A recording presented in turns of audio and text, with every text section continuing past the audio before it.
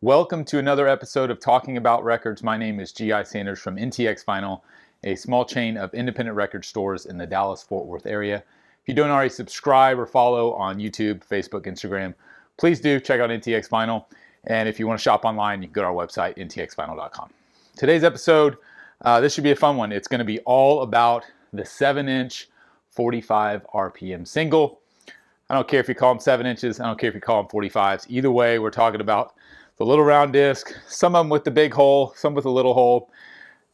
Works great in a jukebox. Works great if you've got a turntable that can stack and play them. It'll also work if you want to play them one at a time. You're just going to end up getting up a lot, about every 3 to 4 minutes, which a lot of people again dislike. And I think there's definitely a bit of a love and hate relationship with the 45 single. I looked it up on Wikipedia. 1949 is when the 7-inch 45 RPM single was invented, which is a little bit mind-boggling. I didn't realize it went back that far. I would have guessed maybe late 50s, early 60s, but no, 1949, which is amazing to think about. I personally don't have a massive collection of 45 singles. I will pick things up kind of sporadically, and if I get bigger collections and there's certain tracks that I really like, I'll keep them. But I've got a couple hundred. The point of my video this time is not necessarily to talk to you too much about the 45 single, it's to show you the 45 single. So I'm going to simply go through, maybe 50 or 75 singles that I picked out of my collection that I think are kind of unique or cool and can point some things out. So that's what we're going to do. We're just going to look through some of my singles. Let's get to it.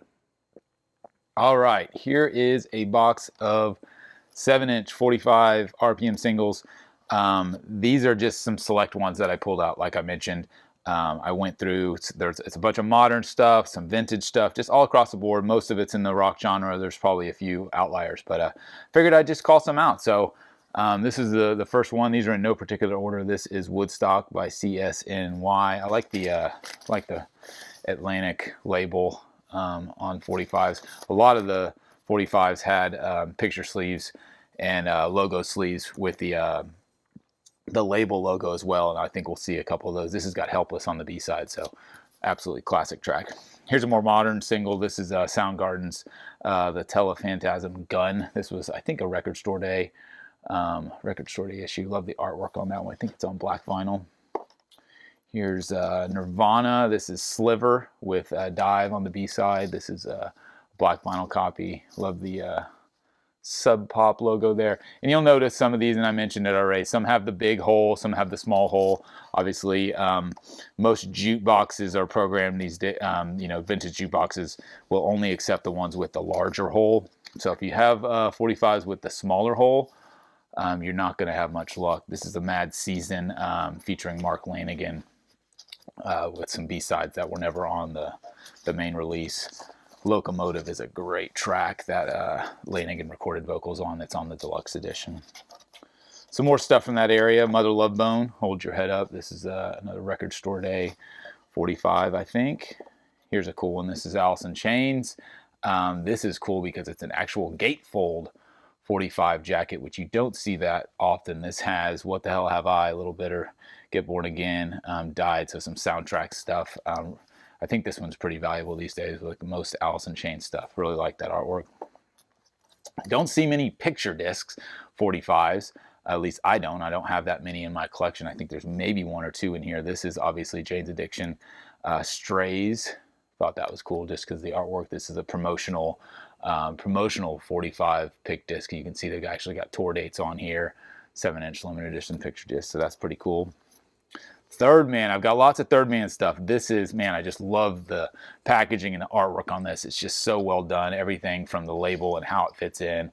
This is Eddie Vedder's single, Out of Sand. I think it's just a single side. It's got the date on it of June 10th, 2016, recorded in the Third Man Records little recording phone booth, which is, there you go on the back, the Third Man record booth. So cool. Straight to wax. Here's Imagine by John Lennon in the iconic Apple sleeve. I love when I see the Apple sleeves. I always try and save those, especially if they're in good condition. I have a ton of Beatles and solo Beatles 45s. What we got here? The Black Crowes, Thorn in My Pride. classic track with the B-side of Sting Me. This is on Def Jam, Def American, Rick Rubin produced. Here's the Police. There's a good example of the A&M 45 label sleeve. This is wrapped around your finger on the A and the B side of that A&M Records single. Another example of the label sleeve. This is Columbia. Aerosmith, Walk This Way, classic track. Uncle Salty on the B side. You can see it was 99 cents back in the day at Target. RCA, love that logo, love that sleeve. This is David Bowie, Fame, on the RCA Victor Brown label. Very cool pink and beige and purple logo sleeve like that.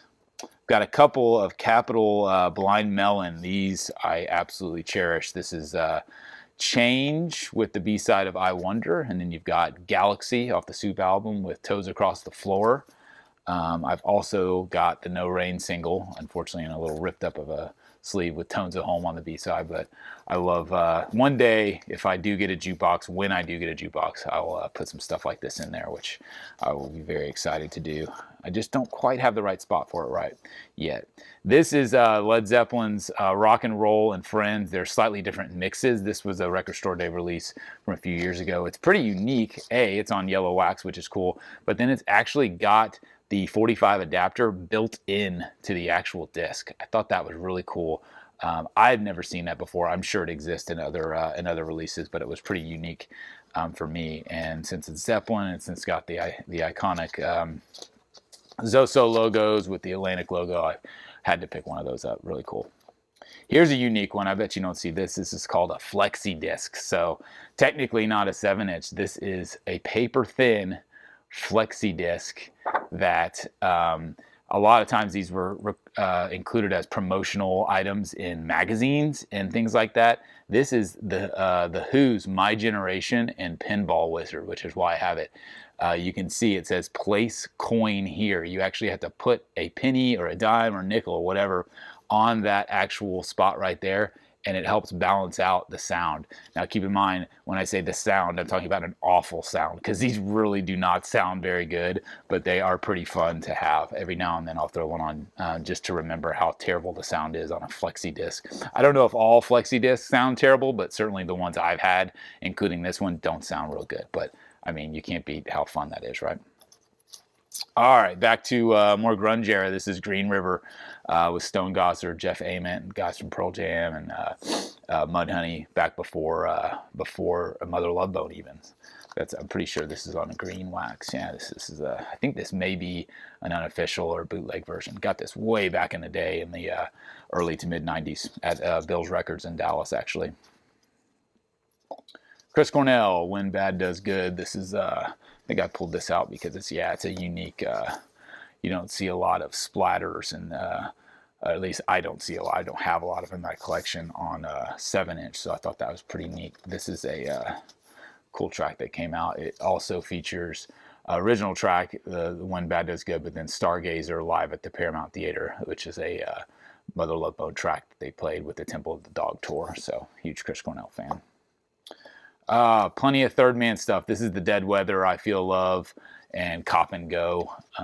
Actually, two really good tracks. I think this one's on color. Yeah, this is on a this is on a swirl. You can see how they match the artwork there. Beautiful, beautiful wax from Third Man always. Speaking of, here is Hotel Yorba by the White Stripes. One of my favorite White Stripes singles. I've got a bunch of them. This is on red wax, and again, I mean, you can't beat the label. I love Jack White and what he does. The dude is unbelievable. Here's a Decca label Who single for Pinball Wizard, and on the back side, on the B side, Dogs Part 2. Really think that's a cool label too. Roy Orbison, here's one. You Got It. What a classic song. What year did this come out? 1989. That's a cool single from the Traveling Wilburys era. Another Cornell single. This is a single of Patience. I haven't even opened this. I've got an open one somewhere. This also features the Nothing Compares to You cover, Prince cover. Got some local stuff in here. This is, you may have heard of the Toadies. You may have not heard of Slowpoke, which are both bands from the Dallas, Texas area. This is a 7-inch single on red vinyl, which is really cool. It's a David Byrne cover, the Toadies track.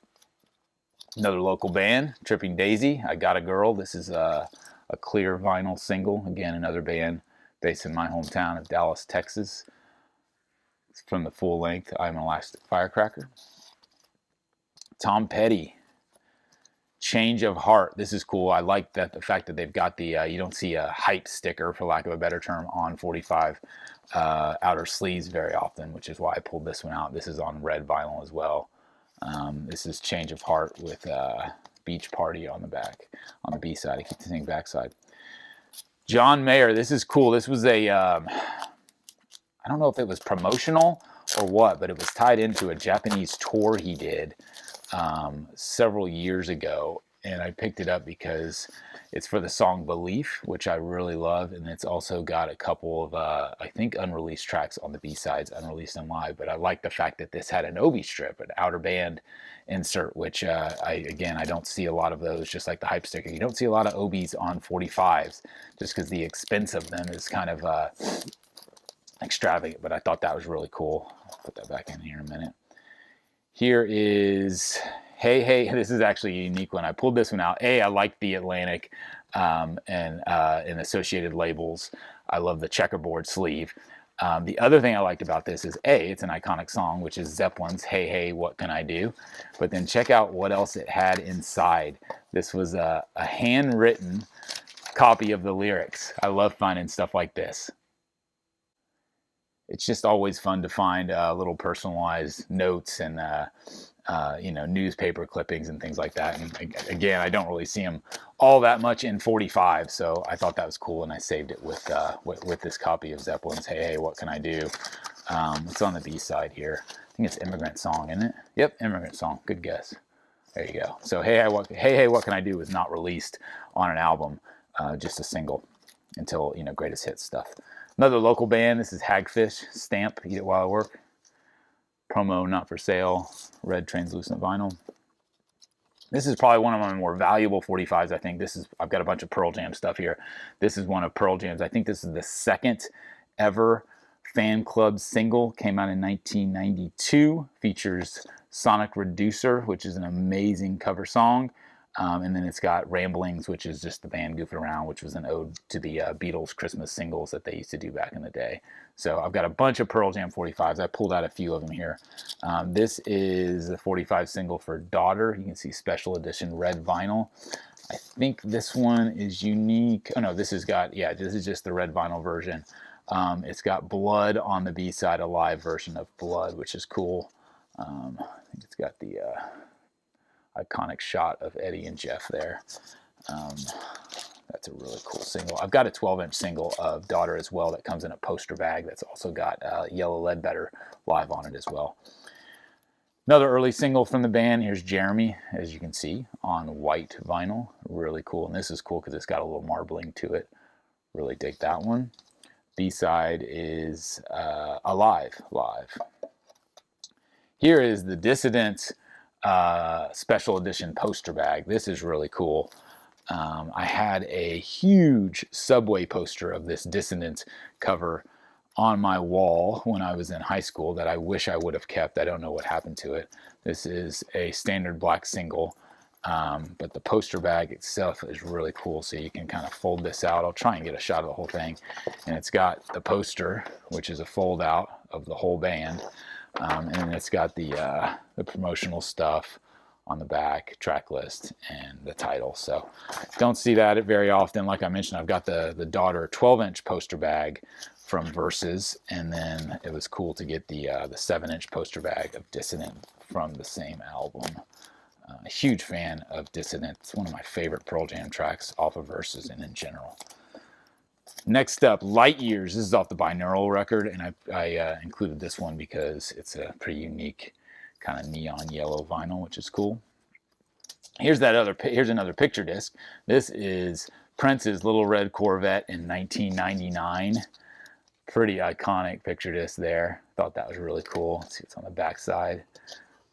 More Prince. 1999. So I thought that's really cool. And again, the fact that it had has a sticker on the outside is pretty cool. This is Green River by Credence, of course, on the Fantasy label. And I thought this was cool because it's in an old school Peaches sleeve, which is really unique. You see the crates a lot. I don't see the 45 sleeves all that much, but mainly that's just because I don't deal with a lot of 45s. My Sweet Lord by George Harrison is an End of Pity on the backside. More solo Beatles stuff. You got Hey Jude by the Beatles with Revolution on the backside. Love the Beatles outer sleeves. Tears for Fears, Shout. That's a really cool iconic song from the 80s. Going way further back than that, Sly and the Family Stone, Everyday People. Again, I pulled this one out because it's got the epic paper sleeve, which is really cool. Here's another, The Doors on Elektra. This is Touch Me with what's Wild Child on the B-side, but again, really cool kind of checkerboard Elektra label. That's really cool. Couple picture sleeves. Picture sleeves are obviously a little more collectible than ones without. They weren't produced as much, but if you can find them, they're super cool. This is Jumpin' Jack Flash and Honky Tonk Woman by the Stones. These are both standard London label 45s, but I love the artwork. Just so cool, front and back. Love those old school picture sleeves. You just don't see them that much, and when you do see them, they're typically destroyed. These are in pretty decent shape for 45 picture sleeves. Here's another one. This is Bowie Blue Jeans, and this one's on a blue vinyl, which again is don't see a ton of going back in the day. You get into punk rock and like indie rock stuff where they put out a lot of 7-inch singles where they're doing crazy variants and colors and all that stuff. But back in the day, you didn't see it all that much where it would be on color vinyl. Here's a Beach Boys one. I thought this was cool because of all the stickering on the front. Top hits in solid gold, original artists, original hits. 29 cents each or 7 for $1. Sign me up where I can buy these for 7 for $1. Look at that, 29 cents. Love it. Good vibrations. Another Pearl Jam one. This is Merkin Ball. This features I Got Id with the B-side of Long Road. This is a really iconic Pearl Jam 7-inch single because it was recorded at the same time as Neil Young's Mirror Ball. These were the tracks that they did in the same sessions that then they released as only on this 7-inch single. I believe it was on a CD single as well, but both those tracks ended up being really important tracks for them in their discography that they still play to this day. I love this single, and I know exactly where I bought it. I know which record store I got it at and everything. It's exciting times. Weezer Hash Pipe. This is cool because it's on a really bright orange vinyl. I'm sorry, green vinyl. I'm saying orange because I'm looking at something else. Really cool neon green vinyl of the song Hash Pipe, which I thought was cool. Pretty good track off their Green album. Can't get it back in. Couple more here. Helmet. This is cool. Give It, Meantime, and a Melvins cover. Pretty sure this might be unofficial too. I could be wrong about that, but I pulled it out because it's on clear vinyl.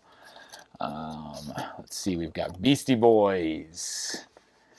Get It Together. I'm pretty sure Root Down is on this. This is limited edition green vinyl. No, this is Sabotage. Dope little song. And Get It Together. And it's got like a little bit of translucency and swirl to that vinyl, which is cool. And the Grand Royal label is awesome on green. So there's some examples of 45s. That's the type of stuff I have in my collection. Like I said, I've probably got 2 or 3 crates like this in total. I don't have a ton. I do have a couple, last but not least, 45 box sets, which again, I don't have a lot of them. They do exist, but it's a little bit of a bear to listen to an album like the Black Crowes, 3 Snakes and One Charm, which is a phenomenal album. But when you've got to get up and flip it every single song, it can be a little daunting. And so I can't say that I listen to this all that much, but I do love it from a collectible standpoint. It's got a super cool 45 adapter in the shape of their logo. And then as you'd expect, it's got tracks 1 and 2 on disc 1 and so on and so forth. And this is a standard black 45 with a large hole all the way through all of the tracks. It also comes with a large poster here of the album cover. This is a really cool album in my opinion, kind of one of the more underrated albums in the Crowes catalog. that I really appreciate, so it was a no-brainer for me to pick it up. And for the longest time, it wasn't even available on 12-inch. This was the only version, but then they finally reissued it on 12-inch, thankfully. Last but not least is another Pearl Jam box set. This is Pearl Jam 7s, which is the 7-inch version of the album Lightning Bolt. This one is pretty hard to come by. I think it was only a 10 Club exclusive through Pearl Jam's fan club, and the entire thing is on different colored vinyl. First of all, it comes with a lyric booklet, which is really cool. So handwritten lyrics and artwork of the album Lightning Bolt, which I personally think is a great Pearl Jam album. And then you've got the custom sleeves for each of the songs, front and back. So every single one of them, and these are really nicely done sleeves. They're matte, high quality artwork and packaging. And depending on which one you pull out, you get a different color. So you got clear, let's see, you've got red and white. There's another clear. I know there's different colors. I'm getting them all out of order, but that's all right. There's the black vinyl one. I know there's some red and white in here too. There's a red translucent. So, man, just a really cool box set. There's red translucent as well. I think there's some white, maybe. Black, I don't know, maybe not. But just a really cool presentation. Like I said, same as the Black Rose, more of a collector's item than a playable item, only because, you know, it's a little bit of a bear to get up and change the song, flip the record every time. But I am a huge Pearl Jam fan, and this is absolutely a box set that I cherish because I love that record. Saw them several times on that tour, and I think it's just a really cool presentation, so I'm glad they did it. That is a little bit of a tease and some discussion around 7-inch 45 RPM singles. I personally love them. I think they're fun. I probably don't listen to them near as much as I should. If I do get a jukebox someday, I think that'll change, but just got to find the right spot for that. That's an investment in itself. But in the meantime, I'll still keep collecting them.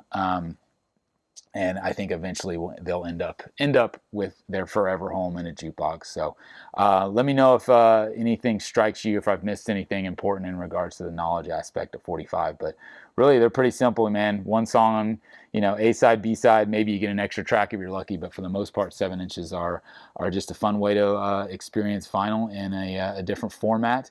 And if you've got a turntable that's more vintage and will stack them, that's always fun too. I definitely take advantage of that on my vintage turntable when possible. So appreciate you sitting through my collection of 45s.